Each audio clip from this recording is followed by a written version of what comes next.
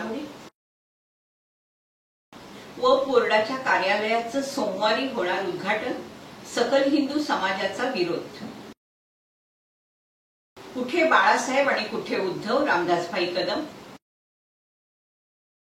आमदार योगेशदादा कदम यांची थेट आदित्य ठाकरेंवर टीका। राष्ट्रीय आरोग्य अभियानाअंतर्गत भांबेड प्राथमिक आरोग्य केंद्राचं भूमिपूजन पालकमंत्री उदय सामंत यांच्या हस्ते संपन्न। 264 गुहागर विधानसभा निवडणुकीचा घेतला जिल्हाधिकाऱ्यांनी आढावा। सविस्तर वृत्त। रत्नागिरी शहरातील कुवारबाव येथे असणाऱ्या सामाजिक न्याय भवनाच्या इमारतीमध्ये सोमवारी वक्फ बोर्डाच्या कार्यालयाचं उद्घाटन होणार असल्याचं सकल हिंदू समाजाच्या वतीने पत्रकार परिषदेमध्ये सांगण्यात आलं। एखाद्या समाजाला न्याय देताना दुसऱ्या समाजावर अन्याय करण्याचा प्रयत्न करण्यासारखं हे आहे। सुसंस्कृत शहरात हे होत असल्याने या कार्यालयाच्या उद्घाटनाला सकल हिंदू समाजानं विरोध दर्शवलाय। नेमकं काय आहे प्रकरण जाणून घेऊया। काय म्हणाले सकल हिंदू समाज बांधव।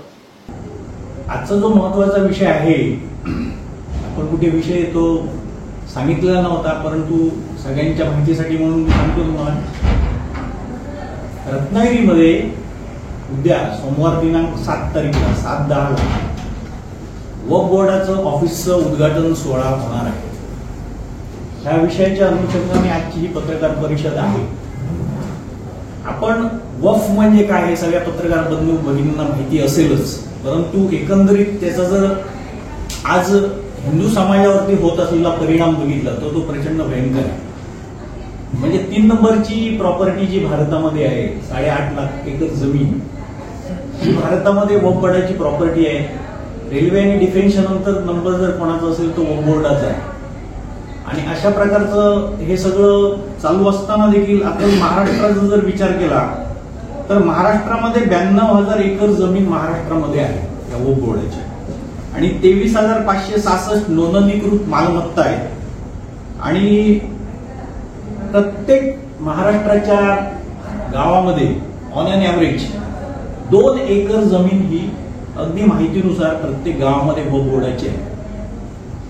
आता हे खरं तर तुम्हाला सांगायचं झालं तर 1995 साली हा कायदा तसा अंमलात आला, परंतु 1923 सालापासून इंग्रजांच्या पूर्वीपासून म्हणजे इंग्रज असताना भारतामध्ये हा वक्फ बोर्ड हा कायदा होता। त्याच्यामध्ये 3 ते 4 वेळा याच्यामध्ये अमेंडमेंट झाले, बदल झाले, परंतु 1995 सालापासून ह्या कायद्याला अमर्यादित असे अधिकार देण्यात आले। त्याच्या पलीकडे जाऊन तुम्हाला कधीतरी तत्कालीन पंतप्रधान मनमोहन सिंगांचं जर भाषण आठवत असेल तर बघा, त्यावेळी म्हणाले होते ह्या देशाच्या साधन संपत्तीवर पहिला अधिकार हा मुसलमानांचा आहे, असं त्यावेळी त्यांचं ते भाषण होतं। ते स्पीच मला चांगलं आठवतं। आणि त्याच्यानंतर 2013 साली सुद्धा ह्या कायद्यामध्ये अमेंडमेंट झाले, त्याच्यावरती तर प्रचंड प्रमाणात अधिकार या मुसलमानांना दिले गेले। आणि हे सगळे अधिकारांचा वापर आज संपूर्ण भारत देशामध्ये होत जो आहे, आणि त्याचे परिणाम बहुसंख्य समाज जो हिंदू आहे भारतामध्ये मला ते भोगावे लागत आहे। म्हणजे एखाद्या समाजाचं चांगलं करत असताना दुसऱ्या समाजावरती अन्याय होता कामा नये, हे शासकीय धोरण असलं पाहिजे, परंतु असं काही दिसत नाहीये। आणि हे सगळं होत असताना आज रत्नागिरी सारख्या सुसंस्कृत शहरामध्ये म्हणजे सामाजिक न्याय भवन जे आहे इथे कुवारबावला, तिथे या वक्फ बोर्डाचं ऑफिसचं उद्घाटन होतंय। आणि सकल हिंदू समाज रत्नागिरी ह्या घटनेचा, होणाऱ्या घटनेचा जनरली आपण घटना घडल्याच्या नंतर निषेध व्यक्त करतो, परंतु सकल हिंदू समाज रत्नागिरीचा या घटनेचा, होणाऱ्या उद्घाटनाचा जाहीर निषेध आम्ही या पत्रकार परिषदेच्या माध्यमातून करत आहोत। कारण रत्नागिरीमध्ये सुद्धा अशा घटना आहेत। आज तुम्ही बघितलात तर रत्नागिरी सारख्या ह्या जिल्ह्यामध्ये आडी शिरगाव येथे अनाधिकृतपणे मदरसा बांधला गेलेला आहे। त्याच्यानंतर तुम्ही बघितलात तर राजापूरमध्ये पन्हाळे आहे, त्या पन्हाळे गावामध्ये देखील अनाधिकृतपणे मदरसा चालू आहे। आज शासकीय वाचनालय इथे अनाधिकृतपणे जी काही मजार आहे हे सुद्धा एक लँड जिहादचाच प्रकार आहे। वक्फ बोर्ड म्हणजे बाकी काही नसून लँड जिहाद आहे। सगळी ही जमीन आपल्या ताब्यात घेणे, इस्लामिक राष्ट्र करणे हे त्यांचा उदात्त हेतू आहे। आणि त्याचं जर खतपाणी आणि त्याचे जर धागेदोरे रत्नागिरी सारख्या शहरामध्ये होत असतील तर त्याचा आमचं एक राष्ट्रीय कर्तव्य म्हणून सकल हिंदू समाज ह्या घटनेचा जाहीर निषेध आम्ही व्यक्त करतोय. आणि अशा प्रकारच्या घटना घडत असतील तर हिंदू समाजाने शांत बसायचं का, हा प्रश्न आहे. तर हिंदू समाज रत्नागिरीतला जागृत होत आहे. ह्याच्यापूर्वी देखील रत्नागिरीमध्ये अनेक प्रकारच्या हिंदू धर्मीयांवरती घाला घालणाऱ्या घटना झालेल्या आहेत. वक्फ बोर्ड ऑफिस कोणी आणलं काय आणलं आम्हाला याच्याशी काही कन्सर्न नाही आहे. परंतु ते वक्फ बोर्ड ऑफिस काही दिवसात जर आम्ही तसं उद्या निवेदन आम्ही कलेक्टरना देणार आहोत, एसपीना देणार आहोत की वक्फ बोर्ड कार्यालय आम्हाला रत्नागिरीला सकल हिंदू समाजाला नको आहे, कारण त्याचे भविष्यात होणारे परिणाम.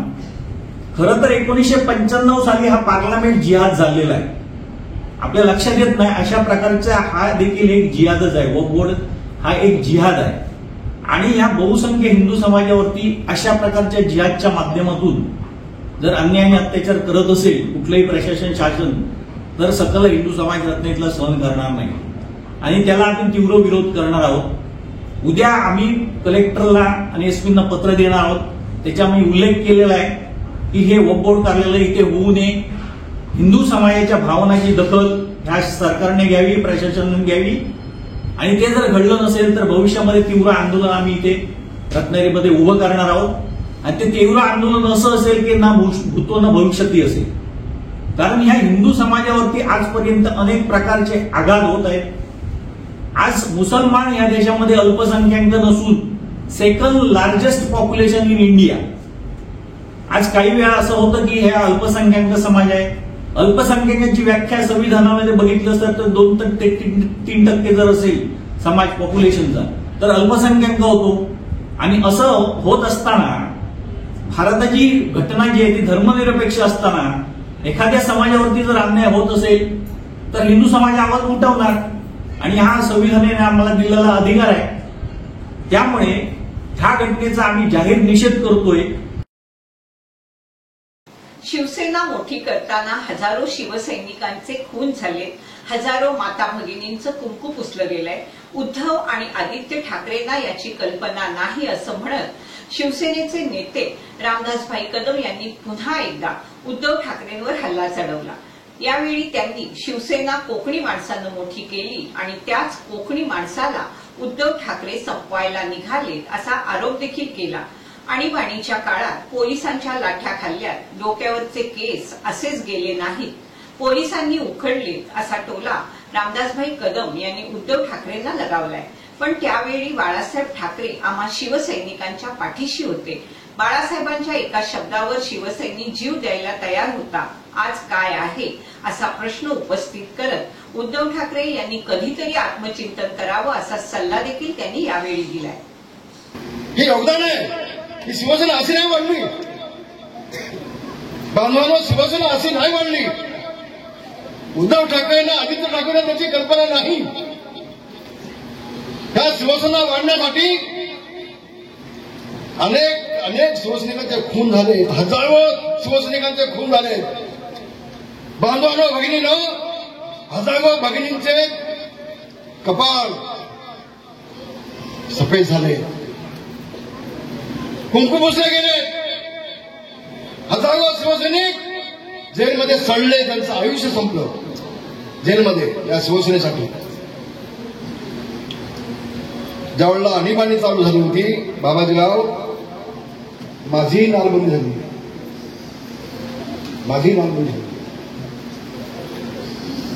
पोलिसांनी प्रचंड आम्हाला त्रास दिला होता. शेवटी बाळासाहेबांनी पाठिंबा दिला शिवसैनिकांसाठी. आज सांगतो मी आपल्याला, आम्ही लोकांना याची कल्पना आहे. हे आमचे केस असे नाही गेले, पोलिसांनी उखडले. शिवसेना अशी नाही मोठी झाली बाजूला. शिवसेना मोठी होण्यासाठी शेकडो हजारो शिवसैनिकांनी आपलं रक्त सांडलंय. आणि बाळासाहेब याची काळजी घ्यायची. बाळासाहेब काळजी घ्यायची. 1978 सालामध्ये एक प्रकरण झालं होतं.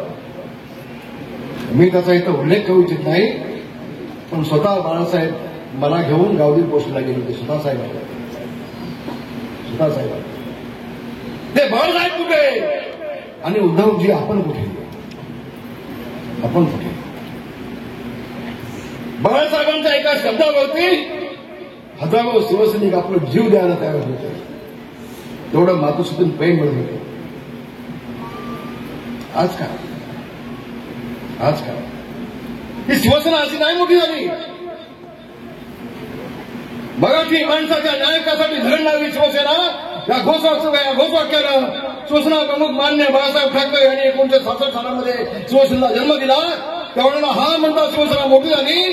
ती शिवसेना मोठी कोणी केली असेल तर माझ्या कोकणी माणसाने मोठी केली. होय, कोकणी माणसाने मोठी केली. माझ्या कोकणाने शिवसेना मोठी केली. उद्धवजी, तुम्ही या कोकणी माणसाला संपवण्याचं पाप केलं. या कोकणाच्या नेतृत्वाला संपवण्याचं पाप केलं. आज दुःख होत आहे, वेदना होत आहे. शिवसेना प्रमुखांचे विचार कुठे आणि आपण कुठे चालणार? अरे कधीतरी स्वतःचं आत्मपरीक्षण करून बघा. कालची लोकसभेची निवडणूक झाली. मला अतिशय आनंद झाला. लोकसभेच्या निवडणुकीमध्ये माझ्या सगळ्या कोकणवासियांनी दाखवून दिलं. अगदी सिंधुदुर्गापासून पालघरपर्यंत होय होय, आम्ही आज देखील हा सगळा कोकण भगव्या झेंड्यासोबत आहोत. शिवसेना प्रमुख माननीय बाळासाहेब ठाकरे सोबत आहोत.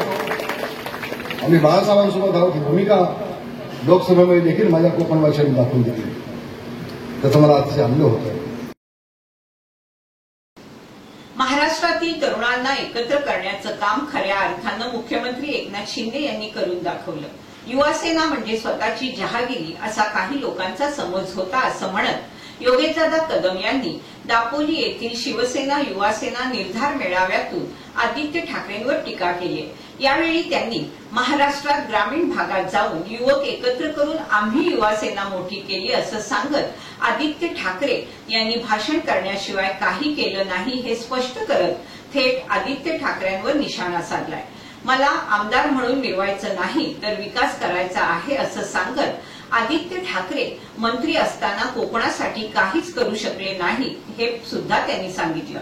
कोका कोला कंपनीला कोकणात जागा हवी होती पण उद्धव ठाकरे कोकणात जागा देऊ शकले नाही. मात्र एकनाथ शिंदे यांनी उद्योगमंत्री उदयजी सामंत यांच्या माध्यमातून तत्काळ जागा देऊन कोका कोला प्रकल्प कोकणात आणला हेही स्पष्टपणे त्यांनी सांगितलं.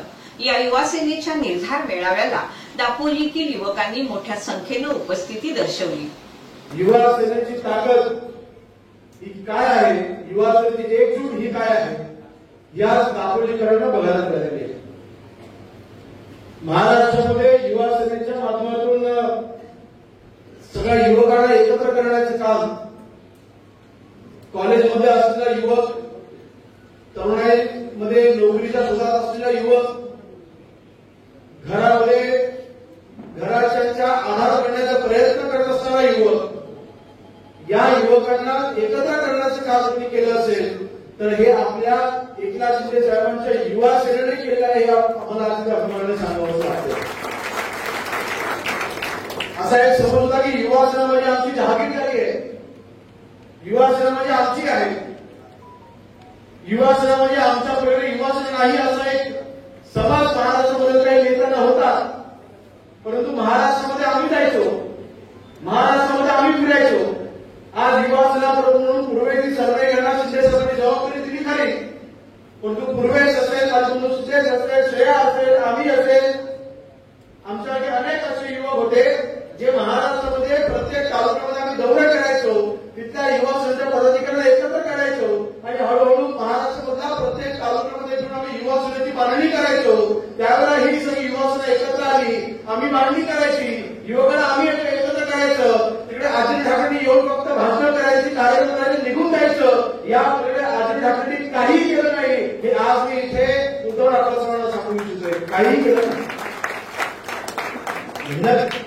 तुमच्या सगळ्या युवा सैनिक तळागाळात जाऊन पोहोचून काम करायचं आजही करतोय.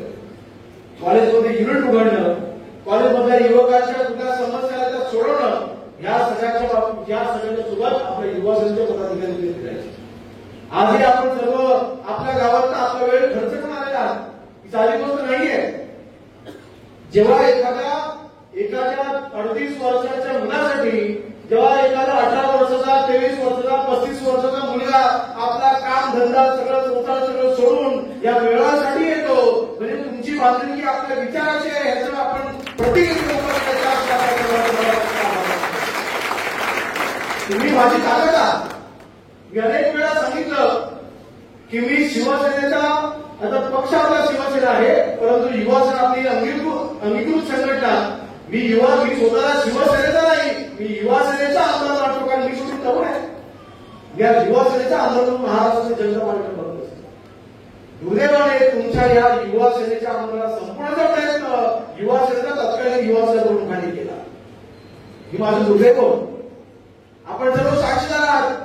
आज येत असताना आपण डॉक्टर बाबासाहेब आंबेडकरांच्या पुतळ्याला आपण हार अर्पण केला. त्यानंतर दापोली तालुक्यामध्ये छत्रपती शिवाजी महाराजांच्या स्वरूप पुतळा आपण उभा केला, तो शिवसेनेचा उभा केला.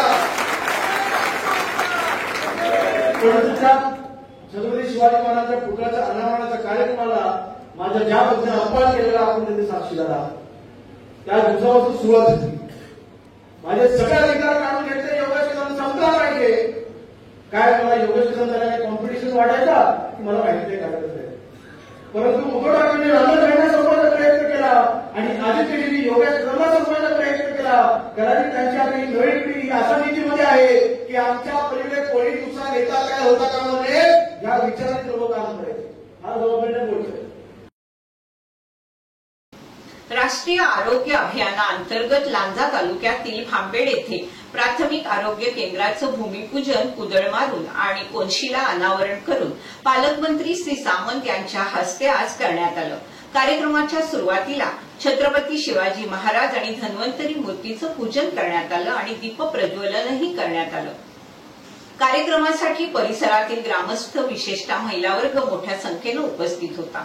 याप्रसंगी सिंधुरत्न समृद्ध योजनेचे विशेष निमंत्रित सदस्य किरण सामंत, जिल्हा आरोग्य अधिकारी अनिरुद्ध आटले, गटविकास अधिकारी संतोष म्हेत्रे, सरपंच विनीता गांगण, तहसीलदार प्रियांका ढोले, तालुका वैद्यकीय अधिकारी प्रशांत परगे, वैद्यकीय अधिकारी उमा त्रिभुवने, राहुल पंडित, गुरुप्रसाद देसाई, राजू कुरूप, वकील सदानंद गांगण आदी उपस्थित होते.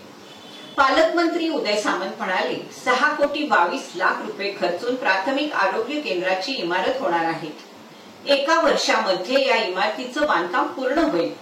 लोकप्रतिनिधींची मानसिकता असेल तर कायापालट कसा होऊ शकतो हे आपण पाहू शकता. भांबेड सारख्या ठिकाणी पीएचसी होण्यासाठी इतकी वर्ष का लागली याचा विचार व्हायला हवा. दोन्ही महामार्गाचं मध्य ठिकाण असणाऱ्या भांबेड पीएचसीला प्राधान्य देण्यात आलंय. इथल्या ग्रामस्थांना सर्व सुविधा आणि आरोग्यासाठी चांगली सोय असेल. डॉक्टरांनी देखील 24 तास सेवा दिली पाहिजे. राज्यातील चांगली इमारत म्हणून या पीएचसीची इमारत बनवावी. जैतापूरला दुसरं प्राथमिक आरोग्य केंद्र बांधण्यात येत आहे.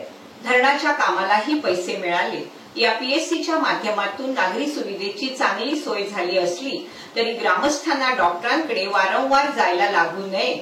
जशी सकाळची ओपीडी सुरू असते तसं 4 ते 6 या दुपारच्या सत्रामध्ये देखील प्राथमिक आरोग्य केंद्रामध्ये ओपीडी सुरू ठेवावी, जेणेकरून महिला भगिनींसाठी आरोग्याची सोय उपलब्ध होईल. अशा सूचना पालकमंत्री उदय सामंत यांनी केल्या. महिलांचं आरोग्य चांगलं राहावं आणि त्यांना आयुष्य लाभावं अशा शुभेच्छा देखील पालकमंत्र्यांनी दिल्या. महाराष्ट्र राज्यातील विधानसभेचा कार्यकाळ संपत आला असून निवडणूक कार्यक्रम केव्हाही जाहीर होण्याची शक्यता सध्या शासन स्तरावरून वर्तवली जाते. त्यानिमित्त जिल्हाधिकाऱ्यांनी काही दिवसापूर्वी प्रशिक्षण कार्यक्रमाचं आयोजन देखील केलं होतं. यानंतर माननीय जिल्हा निवडणूक अधिकारी श्री एम देवेंद्र सिंग यांनी 264 गुहागर विधानसभा मतदारसंघातील निवडणूक पूर्वतयारीचा आढावा घेतला. यावेळी माननीय जिल्हा पोलीस अधीक्षक धनंजय कुलकर्णी, मुख्य कार्यकारी अधिकारी कीर्ती किरण पुजार उपस्थित होते. तसेच निवडणूक निर्णय अधिकारी, सहाय्यक निवडणूक निर्णय अधिकारी आणि विविध समित्यांचे नोडल अधिकारी सुद्धा उपस्थित होते. दापोली येथील विधी सेवा महाशिबिर शासकीय सेवा योजनांच्या महामेळाव्याचं उद्घाटन मुंबई उच्च न्यायालयाचे न्यायाधीश तथा जिल्ह्याचे पालक न्यायमूर्ती माधव जामदार यांच्या हस्ते आज करण्यात आलं। यावेळी 17,501 लाभार्थ्यांना विविध योजनांचा लाभ दिल्याची पुस्तिका जिल्हाधिकारी एम देवेंद्र सिंह यांनी न्यायमूर्ती श्री जामदार यांना सुपूर्द केली। इतक्या मोठ्या संख्येनं जिल्हा प्रशासनानं जनतेला लाभ दिल्याबद्दल त्यांनी जिल्हा प्रशासनाचं कौतुक केलं।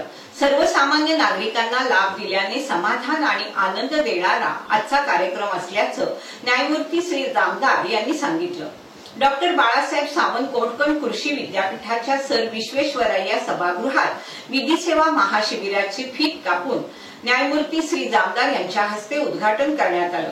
याप्रसंगी प्रमुख जिल्हा आणि सत्र न्यायाधीश तथा जिल्हा विधी सेवा प्राधिकरणाचे अध्यक्ष न्यायाधीश सुनील गोसावी, जिल्हाधिकारी श्री देवेंद्र सिंह, पोलीस अधीक्षक धनंजय कुलकर्णी, मुख्य कार्यकारी अधिकारी कीर्ती किरण पुजार, जिल्हा विधी सेवा प्राधिकरणाचे सचिव न्यायाधीश निखिल गोसावी, तालुका वकील संघाचे अध्यक्ष वकील विजयसिंह पवार, विद्यापीठाचे कुलगुरू डॉक्टर संजय भावे आदी उपस्थित होते। उद्घाटनानंतर न्यायमूर्ती श्री जामदार यांनी विविध विभागांनी उभारलेल्या स्टॉलची पाहणी करून सविस्तर माहिती घेतली आणि समाधान व्यक्त केलं।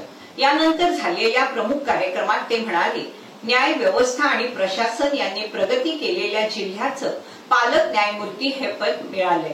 हा जिल्हा विचारवंतांचा, बुद्धिवंतांचा, त्याग करणाऱ्यांचा आहे।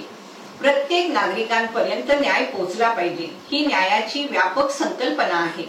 सर्वसामान्य जनतेपर्यंत, समाजातल्या तळागाळापर्यंत नागरिकाला लाभ पोहोचवायचा असेल तर कल्याणकारी योजना आखणं आणि त्याची अंमलबजावणी करणं हे राज्य सरकारचं कर्तव्य आहे।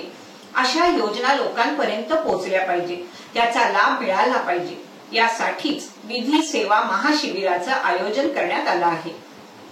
आजच्या या कार्यक्रमाला लाभार्थ्यांचा मिळालेला प्रतिसाद, त्यांना देण्यात आलेला लाभ हे पाहून समाधान आणि आनंद वाटतंय असं सांगून त्यांनी सर्वांचं अभिनंदन करून शुभेच्छा दिल्या। जिल्हाधिकारी सिंह म्हणाले, या महाशिबिराची युद्ध पातळीवर तयारी केली। विविध 44 विभागांमार्फत 31 स्टॉल उभारून 17,501 लाभार्थ्यांना लाभ दिला जातोय। यापुढेही लाभ देण्यासाठी प्रयत्नशील आहोत। 4,13,000 महिलांना लाभ देत आहोत। शासन आपल्या दारी हा उद्देश प्रशासनामार्फत पूर्ण करतोय। येत्या विधानसभा निवडणुकीमध्ये सर्वांनी आपल्या मतदानाचा हक्क बजवावा असं आवर्जून आवाहन सुद्धा त्यांनी केलं। यावेळी प्रमुख जिल्हा आणि सत्र न्यायाधीश श्री गोसावी, पोलीस अधीक्षक धनंजय कुलकर्णी, मुख्य कार्यकारी अधिकारी श्री पुजार यांनी देखील मार्गदर्शन केलं। जिल्हा विधी सेवा प्राधिकरणाचे सचिव न्यायाधीश निखिल गोसावी यांनी प्रास्ताविक केलं। यावेळी न्यायमूर्ती श्री जामदार यांच्या हस्ते प्रातिनिधिक स्वरूपात लाभार्थ्यांना प्रमाणपत्र देण्यात आलं। तालुका वकील संघाचे अध्यक्ष वकील श्री पवार यांनी आभार प्रदर्शन केलं। वकील सचिन गद्रे यांनी सूत्रसंचालन केलं। कार्यक्रमाची सुरुवात वडाच्या झाडाला पाणी घालून तर सांगता राष्ट्रगीतांनी झाली। खेड शहरातील सामाजिक कार्य करणाऱ्या रोटरी क्लब खेड या संस्थेकडून सध्या सुरू असलेल्या नवरात्र उत्सवाच्या निमित्तानं रोटरी फॅमिली दांडिया रासचं आयोजन करण्यात आलं होतं। या रास दांडियामध्ये रोटरी फॅमिलीमधील सर्व मेंबर्सनी उत्स्फूर्त सहभाग घेऊन या कार्यक्रमाचा आनंद लुटला। या रास दांडिया कार्यक्रमादरम्यान खेड शहरातील गिर्यारोहकांचा सन्मान करण्यात आला। खेड शहरातील प्रसिद्ध डॉक्टर उपेंद्र तलाठी तसेच जोगेश साळवेकर, अभय तलाठी, संकेत गुटाला, संदीप नायकवडी यांनी गेल्या काही दिवसापूर्वी जगातील सर्वात प्रसिद्ध असणाऱ्या ट्रेकिंग रूटवर म्हणजे एव्हरेस्ट बेस कॅम्प पर्यंतचा ट्रेक कंप्लीट केलेला असून त्याबद्दल सर्व स्तरातून त्यांचं अभिनंदन करण्यात येत आहे। या एव्हरेस्ट वीरांचा सन्मान खेड शहरातील रोटरी क्लब खेडनं देखील केला असून या निमित्त त्यांना पुढील वाटचालीसाठी शुभेच्छा देण्यात आल्या। यावेळी रोटरी क्लब खेडचे सर्व सदस्य, पदाधिकारी आणि कुटुंबीय मोठ्या संख्येने उपस्थित होते। महाराष्ट्र औद्योगिक विकास महामंडळ यांच्या विशेष निधीतून रत्नागिरी शहर स्मार्ट सिटी म्हणून विकसित करणं या कामाचा शुभारंभ सोहळा सोमवार दिनांक 7 ऑक्टोबर रोजी सायंकाळी 5 वाजता उद्योगमंत्री तथा पालकमंत्री उदय सामंत यांच्या हस्ते स्वातंत्र्यवीर विदा सावरकर नाट्यगृहात होणार आहे। या कार्यक्रमाला खासदार नारायण राणे, सिंधुरत्न योजनेचे विशेष निमंत्रित सदस्य किरण सामंत, महाराष्ट्र औद्योगिक विकास महामंडळाचे मुख्य कार्यकारी अधिकारी पी वेलरासू, जिल्हाधिकारी एम देवेंद्र सिंह, मुख्य कार्यकारी अधिकारी कीर्ती किरण पुजार, पोलीस अधीक्षक धनंजय कुलकर्णी, मुख्य अभियंता प्रकाश चव्हाण, अधीक्षक अभियंता कालिदास भांडेकर उपस्थित राहणार आहेत। आज खेड तालुक्यामधील सातगाव पंचक्रोशीतील बिजघर शिगवणवाडी येथे शिवसेनेच्या भव्य मेळाव्यास दापोली मतदारसंघाचे लोकप्रिय आमदार श्री योगेशदादा कदम उपस्थित होते। त्यांनी समस्त पदाधिकारी, कार्यकर्ते आणि नागरिकांशी संवाद साधून मार्गदर्शन केलं। यावेळी शिवसेना नेते तथा माजी पर्यावरण मंत्री रामदासभाई कदम यांनी देखील उपस्थितांना संबोधित केलं। आगामी विधानसभा निवडणुकीच्या अनुषंगाने मार्गदर्शन करून दापोली मतदारसंघावर पुन्हा एकदा भगवा फडकवण्यासाठी सर्वांनी प्रयत्नशील भूमिका घेऊया असं योगेशदादांनी आवाहन केलं आणि नक्कीच शिवसेनेच्या माध्यमातून आपल्या परिसराचा कायापालट करण्यासाठी मी एक लोकप्रतिनिधी म्हणून सदैव कटिबद्ध राहीन असं मत त्यांनी व्यक्त केलं।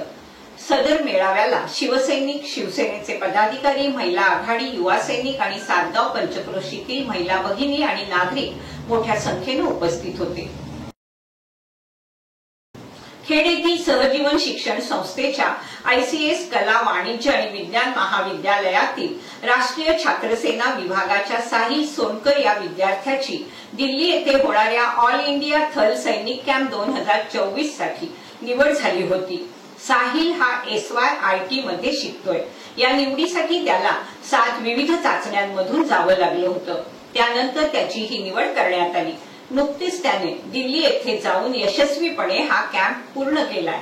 हा कॅम्प कोणत्याही छात्रासाठी सर्वात कठीण मानला जातो आणि अशा कॅम्पमध्ये निवड होणं ही एक फार मोठी संधी मानली जाते। Obstacle training, firing, map reading यासारख्या गोष्टी तेथे शिकवल्या जातात आणि एकूणच व्यक्तिमत्व विकासावर भर दिला जातो। या कॅम्पमध्ये आर्मी विषयक विविध प्रकारची माहिती दिली जाते। त्याने हा कॅम्प यशस्वीपणे पूर्ण केल्याबद्दल सहजीवन शिक्षण संस्थेचे कार्याध्यक्ष मंगेशभाई गुटाला, महाविद्यालयाच्या विकास समितीचे चेअरमन ॲडव्होकेट आनंदराव भोसले यांनी त्याचं विशेष अभिनंदन केलं। सहजीवन शिक्षण संस्था आणि महाविद्यालयाच्या वतीने प्राचार्य डॉक्टर अनिता आवटी यांच्या हस्ते त्याचा सत्कार करण्यात आला आणि त्यांना पुढील वाटचालीसाठी शुभेच्छा देण्यात आल्या। याप्रसंगी महाविद्यालयाचे प्राध्यापक आणि शिक्षकेतर कर्मचारी उपस्थित होते।